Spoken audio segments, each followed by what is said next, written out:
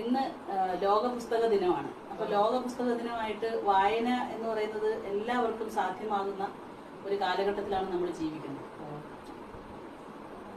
പുസ്തകങ്ങൾ നമ്മൾ കയ്യിലെടുത്ത പുസ്തകത്തിന്റെ മണം അനുഭവിച്ച് വായിക്കുന്ന ഒരു വായനയുണ്ട്. അതിലുപരി ഇപ്പോ പുതിയ കാലത്തിന്റെ സാങ്കേതിക വിദ്യകൾ മികവാർന്നു വന്ന സമയത്ത് പുസ്തക വായന എന്ന് പറയുന്നത് റീഡിങ് പോലെയുള്ള പുസ്തക വായനകളുണ്ട്. അപ്പോൾ ലോകത്തിന്റെ ഏത് കോണിലിരുന്നും നമുക്ക് പുസ്തകം വായിക്കാവുന്ന ഒരവസ്ഥയുണ്ട്.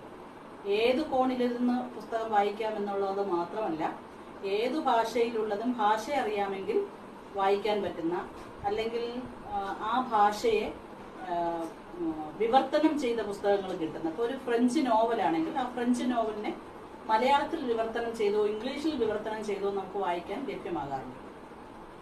അതിനു പുറമെ ഈ പുസ്തക വായന